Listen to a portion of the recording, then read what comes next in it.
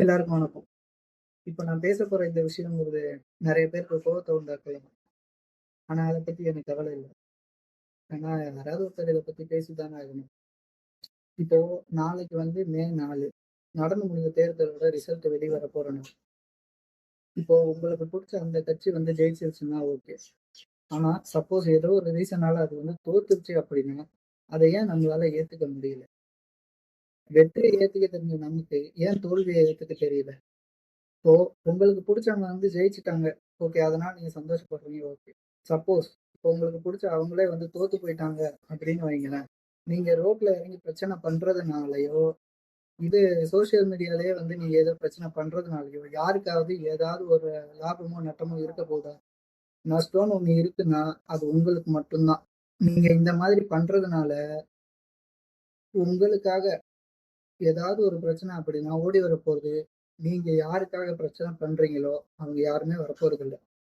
உங்களோட அப்பா, உங்களோட அம்மா, உங்க கூட பொறந்தவங்க யாராவது தான் உங்களுக்காக வந்து நிக்கணும். ஸோ, தயவு செஞ்சு ஒரு விஷயத்த நல்லா புரிஞ்சுக்கோங்க. நீங்க யாருக்காக இத பண்றீங்க அப்படிங்கிறது, அது உங்களோட சாய்ஸ். அத பத்தி யாருமே எதுவும் கேட்க போறதில்ல. ஆனா மத்தவங்களுக்கு எதுனா ஏற்பட போற விளைவுன்னு ஒண்ணு இருக்குல்ல. அதனால உங்களுக்கு வரப்போற சங்கடத்தினால, உங்க குடும்பம் தான் அத அனுபவிக்க போதே தவிர்த்து, வேற யாருக்கும் அதுக்கு வரப்போறதில்ல. இன்னைக்கு இத பத்தி கொஞ்சம் டீட்டெயிலாவே அனலைஸ் பண்ணி பேசலாம். Welcome to Nandhas nexus. நான் உங்க நந்தா.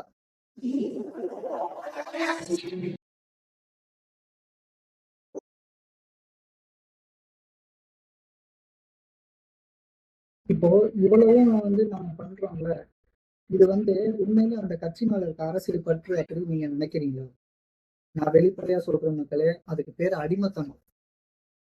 இப்போ உதாரணத்துக்கு நான் ஒண்ணு சொல்றேனே, இப்போ வந்து நீங்க ஒரு கட்சிக்கு ஆதரவா இருக்கீங்க அப்படின்னா, அந்த கட்சி தோத்து போயிடுச்சு அப்படின்னா, அந்த தோல்விய வந்து ஏத்துக்கிறது தான் உண்மையிலே இப்போ ஒரு கட்சி தோக்குது அப்படின்னா, அது வந்து அந்த கட்சி தலைவரோட தோல்வின்னு ஏத்துக்கலாம். இல்ல அந்த கட்சியோட கொள்கையோட தோல்வின்னு ஏத்துக்கலாம். ஆனா, அந்த தோல்வி அப்படிங்கிறது எதுக்காக கடைநிலை ஊழியனா இருக்கிற அந்த கட்சி தொண்டருக்கு எதுக்காக வந்து அந்த தோல்வி வந்து இவ்வளவு பெருசா பாதிக்குது?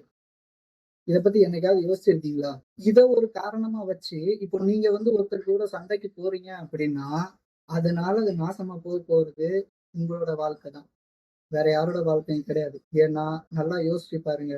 எந்த கட்சி தலைவரோட வாழ்க்கையுமே, எந்த கட்சியில இருக்கிறவங்க, அந்த மேலிடத்துல இருக்கிறவங்க யாரோட வாழ்க்கையுமே வந்து நம்ம தோத்துட்டோம் அப்படின்னு சொல்லிட்டு அவங்க வந்து எங்கேயுமே வந்து அந்த கோவத்த எங்கேயுமே அவங்க காட்டுறது கிடையாது. இப்ப ஏதாவது ஒரு விசேஷத்துக்கே அந்த 2 கட்சிய சேர்ந்தவங்க போனாலுமே, ஒண்ணா நின்னு கட்டிப்பிடிச்சு போஸ் குடுக்க தான் செய்வாங்க.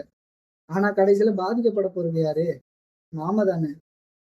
அத கொஞ்சம் யோசிக்கணும்ல. அவங்க வந்து இந்த எலக்ஷன்ல அவங்க தோத்துட்டாலுமே, அவங்களோட லைஃப் வந்து ஆக்சுவலா செட்டில்டு தான். இப்போ இப்போ இருக்கிற கட்சி வந்து தோத்துட்டாலுமே, அவங்க வந்து எதிர்க்கட்சி, இல்ல 3வது பெரிய கட்சி, 4வது பெரிய கட்சி அப்படிங்கிற ஒரு அந்தஸ்தோட தான் அவங்க இருப்பாங்க. ஆனா, அவங்களுக்காக ரோட்ல இறங்கி சண்ட போடுற உங்களோட நிலைமை, நீங்க கடைசி வரைக்குமே அதே இடத்துல தானே இருக்கீங்க. உங்க குடும்பத்துல என்ன முன்னேற்றம் இருந்திருக்கு? அத பத்தி யாராவது யோசிச்சீங்களா? எத்தன நாளைக்கு எத பத்தியுமே யோசிக்காம, இந்த மாரி ஒண்ணுமே இல்லாத விஷயத்துக்கெல்லாம் ரோட்ல இறங்கி சண்டை போட போறீங்க. இப்ப நமக்கு தேவைங்கிற ஒரு விஷயத்துக்காக இறங்கி போராடினாலோ, இல்ல சண்டை போட்டாலோ பரவால்ல. ஆனா, இது வந்து தேவையே இல்லாத ஒரு விஷயம். ஓகே, தோத்துட்டாங்க. ஆனா அடுத்த எலக்ஷன் இருக்குல்ல, அதுலயே திரும்பி வந்து அவங்க ஆட்சிய பிடிச்சிருவாங்க. அது வந்து அவங்கள பொறுத்தவரைக்கும் அது பெரிய விஷயமே இல்ல. ஆனா, இது ஒரு பெரிய விஷயமா எடுத்துக்கிட்டு சண்டை போடுற நாம தான் இந்த இடத்துல மிகப்பெரிய முட்டாளா இருக்கோம். ரோட்ல இறங்கி சண்டை போடுறது வந்து ஒரு ரகம் அப்படின்னா, சோசியல் மீடியால சண்டை போடுறது இன்னொரு ரகம். அவன் யாரு என்னன்னே தெரியாது. தன்னோட ஐடென்டிட்டிய வெளிய காட்டுறதுக்கே தைரியம் இல்லாத சில பேர் எல்லாம் இருக்கானுங்க. போலியா ஒரு ஐடியா கிரியேட் பண்ணி வச்சுக்கிட்டு, சோசியல் மீடியால வந்து ஒரு தனிப்பட்ட கட்சியோ, இல்ல தனிப்பட்ட மனுஷனையோ, அவன் குடும்பத்த பத்தியோ பேசி, இவனுங்க வந்து ஈஸியா வந்து சோசியல் மீடியால வந்து பேசிட்டு போயிடுவானுங்க. ஆனா தன்னோட ஐடென்டிட்டியே காட்டுறதுக்கே தைரியம் இல்லாத ஒருத்தனுங்க, இந்த மாரிலாம் வந்து பேசிட்டு இருப்பானுங்க. ஆனா, இது மூலியமா சோசியல் மீடியால சண்டை போடுற நீங்க, சம்மந்தமே இல்லாம யாரோ ஒருத்தன் போட்ட போஸ்ட்டுக்காக, யாரோ ஒருத்தனுக்காக நீங்க வந்து அந்த இடத்துல சண்டை போட்டுக்கிட்டு இருக்கீங்க. இதெல்லாம் ஏன், எதுக்குன்னு என்னைக்காவது ஒரு நாள் யோசிச்சு பார்த்திருக்கீங்களா? ஒரு விஷயத்த நல்லா புரிஞ்சுக்கோங்க. இதுக்கு பின்னாடி இருக்கிற அந்த ஐடி விங்குன்ற ஒண்ணு இருக்குல்ல. நீங்க வந்து அந்த போஸ்ட்டுக்கெல்லாம் சண்டை போட்டுக்கிட்டு இருக்கும்போது, அவன் வந்து அடுத்த ப்ராஜெக்ட் என்ன அப்படிங்கிறத பத்தி யோசிச்சுக்கிட்டு இருப்பான். அவன் ஈஸியா ஒரு இத கிரியேட் பண்ணிட்டு, அவன் வந்து சோசியல் மீடியால போட்டு அவன் பேமெண்ட் வாங்கிட்டு அவன் போயிடுவான். ஆனா அவனுக்காக நீங்க எதுக்காக சோசியல் மீடியால அப்படி போய் சண்டை போட்டுக்கணும்? கமெண்ட் செக்ஷன்ல சண்டை போட்டுக்கிறது சரி. என்ன இதெல்லாம்? ஏன் இப்படி? அவன் போடுறான் அப்படின்னா அவனுக்குன்னு ஒரு பேக்கப் கண்டிப்பா இல்லாமல்லாம் அவன் வந்து கண்டிப்பா போடவே மாட்டான். ஆனா நமக்கு அந்த மாதிரி ஏதாவது பேக்கப் இருக்கா?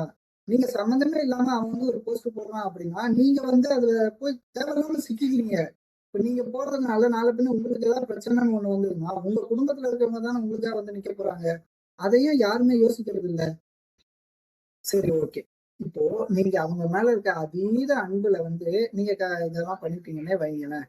ஏதோ சரி அத நான் சினிமால தான் மேக்ஸிமம் பாத்துருக்கேன். நான் நேர்ல பார்த்தது இல்ல. இப்போ நீங்க வந்து ஒரு பொது சொத்து பஸ்ன்னு வச்சுக்கோங்க. அதையே வந்து நீங்க சேதப்படுத்துறீங்கன்னு வைங்க. அந்த பொது சொத்துங்கிறது யார் யூஸ் பண்றது? உங்களோட அம்மாவோ, உங்களோட அக்காவோ, உங்களோட அப்பாவோ, உங்களோட தம்பியோ தினசரி யூஸ் பண்ணிட்டு இருக்கிற பொது சொத்து அது. அத போய் டேமேஜ் பண்றதுனால யாருக்கு லாஸ்ன்னு நினைக்கிறீங்க? உங்களுக்கு தான் லாஸ். உங்க ஃபேமிலிக்கு தான் லாஸ். சரி, ஓகே. நீங்க கலவரம் பண்ணிட்டீங்க. ரைட்டு. நீங்க மாட்டுனீங்கன்னு வைங்களேன், உங்க மேல ஏதோ ஒரு கேஸ், சின்னதா ஒரு பெட்டி கேஸ் உங்க மேல ஃபைல் ஆயிடுச்சு அப்படின்னா, உங்களால ஒரு கவர்மெண்ட் வேலைக்கு அப்ளை பண்ணி போக முடியாது. உங்களுக்கு வந்து பாஸ்போர்ட் கிடைக்காது. வெளிநாட்டுக்கு போய் வேலை பார்த்து சம்பாதிக்கலான்ற கனவு கனவாவே போயிடும். உங்களோட குடும்பம் பாவம் அவங்க என்ன பண்ணுவாங்க? உங்கள பெத்த பாவத்துக்காக அவங்க வந்து கோர்ட்டுக்கும், ஸ்டேஷனுக்கும், வீட்டுக்கும் அலையணும்.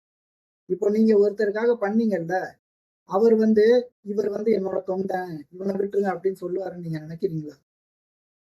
நீங்க யாருன்னே தெரியாதவங்களுக்கெல்லாம் அவங்க வந்து காரு பங்களான்னு அவங்க செட்டில் ஆயிட்டாங்க. உங்களோட இது என்ன? நீங்க என்ன பண்ணிக்கிட்டு இருக்கீங்க இந்த சொசைட்டில? இந்த சொசைட்டியை பொறுத்த வரைக்கும் நீங்க ஒரு ஆளே இல்ல. அதுதான் உண்மை. இங்க வந்து ஒரு ஆர்டினரியா இருக்கிற சாதாரண மனுஷங்களுக்கு இப்போ ஒரு வேலை முடிஞ்சுன்னா அடுத்த வேலைன்னு ஒண்ணு ஈஸியா மூவ் ஆன் ஆகி போயிடுவாங்க. இப்போ அவங்கெல்லாம் வந்து யோசிச்சு பாருங்க.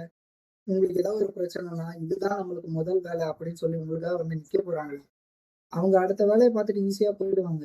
ஆனா நம்ம குடும்பத்துக்கு நாம தானே இருக்கோம். நாம தானே பாத்துக்கணும். அந்த ரெஸ்பான்சிபிலிட்டி நம்ம தானே எடுத்துக்கணும். நம்ம ஒவ்வொருத்தரோட ஜனநாயக கடமை அப்படிங்கிறது வந்து ஓட்டு போடுறது தான். நம்ம வந்து நம்மளோட கடமை வந்து நம்ம செஞ்சுட்டோம். இப்போ நாளைக்கு வந்து அந்த எலெக்ஷனுக்கான ரிசல்ட் வரப்போகுது இல்ல. இப்போ வந்து சப்போஸ் உங்களுக்கு பிடிச்ச வரையும் தோத்துட்டாருன்னு வைங்களேன். தோத்துட்டாரோ இல்ல ஜெயிக்கிறாரோ. இப்ப ஜெயிச்சுட்டாரு அப்படின்னா இதுவரைக்கும் என்ன பண்ணோம், இதுக்கப்புறம் என்ன பண்ணோம்னு யோசிக்க போறாங்க. தோத்துட்டாங்க அப்படின்னா ஓகே. அடுத்த 5 வருஷம் வந்து இது முடிஞ்சதுக்கு அப்புறமா அடுத்த எலெக்ஷன்ல நம்ம என்ன செஞ்சா ஜெயிக்கலாம் அப்படின்னு அவங்க வந்து யோசிச்சுட்டு போயிடுவாங்கல்ல. அதே மாதிரி நம்மளும் மூவ் ஆன் ஆயிட்டோம் அப்படின்னா நமக்கு எந்த பிரச்சனையும் வராதுல்ல. ஏன் அவங்களுக்காக வந்து நாம ரோட்ல இறங்கி சண்டை போடணும்? இப்போ ஒரு கட்சி இருக்கு அப்படின்னா, இப்ப அந்த கட்சி தோத்துட்டு வேற கட்சி ஜெயிச்சிருக்கு அப்படின்னா, இப்போ அந்த கட்சி என்ன பண்ணி ஜெயிச்சாங்க அப்படின்னு வந்து அவங்க யோசிச்சு அவங்க வந்து அடுத்த எலெக்ஷன்ல வந்து நின்னு ஜெயிச்சிருவாங்க. அது வந்து அவங்க என்ன பண்ணணுங்கிறத அவங்க பார்த்துப்பாங்க. இதுல நாம தேவையில்லாம நம்மளோட வேலையெல்லாம் விட்டுட்டு அதுல தலையிட்டு நம்ம வாழ்க்கைய நாமளே கெடுத்துக்கணுமா? நிஜமான வீரம் அப்படிங்கிறது வந்து சப்போஸ் தேர்தல்ல தோத்துட்டாலுமே சரி, ஓகே, இந்த தோல்வியை நாங்க ஏத்துக்கிறோம் அப்படின்னு சொல்லி ஏத்துக்கிட்டு அடுத்த வேலையை பார்க்க போறாங்கல்ல, அதுதான் உண்மையான வீரம். அதை விட்டுட்டு நாங்க தோத்து போயிட்டோம், இந்த தோல்வியை என்னால ஒத்துக்க முடியாது அப்படின்னு சொல்லிட்டு கம்பு கட்டைய தூக்கி இந்த மாதிரி பண்றது அசிங்கம் இல்லையா? கடைசியா நான் ஒண்ணே ஒண்ணு மட்டும் சொல்லிக்கிறேன். இந்த அரசியல்வாதிகளை பொறுத்த வரைக்கும் அவங்க வந்து தோக்குறதும் ஜெயிக்கிறதும் வர்றதும் போறதும் எல்லாமே ஜஸ்ட் ஒரு சீசன் மாதிரி தான் அவங்கள பொறுத்த வரைக்கும். ஆனா நம்மளோட வாழ்க்கை அப்படிங்கிறது நமக்கு ஒரு தடவை தான். நம்மளோட வாழ்க்கைய நமக்காக வாழ்ந்துட்டு போலாமே. எதுக்காக ஒரு கட்சி தோத்ததுக்காக நாம வந்து நம்மளோட வாழ்க்கைய அழிச்சுக்கணும்? கொஞ்சம் தயவு செஞ்சு இதை பத்தி மட்டும் யோசிச்சு பாருங்க. இந்த வீடியோ பாக்குற நீங்க இனிமேலாவது ஏதோ ஒரு சண்டை, ஏதோ ஒரு கலவரமோ நடக்குது அப்படின்னா தயவு செஞ்சு அந்த கலவரத்தை தடுக்க பாருங்க. அப்படி இல்லை அப்படின்னா தயவு செஞ்சு அதுல இருந்து விலகி நின்றுங்க. விசுவாசத்தை காட்டுறேன் அப்படின்ட்டு நீங்களா உள்ள போயிட்டு உங்க குடும்பத்தை தயவு செஞ்சு நடு ரோட்ல நிப்பாட்டிடாதீங்க. இந்த வீடியோ உங்கள பல பேருக்கு வந்து கோவத்தை உண்டாக்கி இருக்கலாம். ஆனா தயவு செஞ்சு ஒரு தடவைக்கு 2 தடவை நான் சொன்னதை யோசிச்சு பாருங்க. நான் சொன்னது சரின்னு பட்டா இந்த வீடியோவை ஷேர் பண்ணுங்க. உங்க மத்த நண்பர்களுக்கும் ஷேர் பண்ணுங்க. அவங்களும் பார்த்து தெரிஞ்சுக்கட்டும். வீடியோ பிடிச்சிருந்தா லைக் பண்ணுங்க. இந்த சேனலை சப்ஸ்கிரைப் பண்ணுங்க. நம்ம அடுத்த வீடியோல பார்க்கலாம்.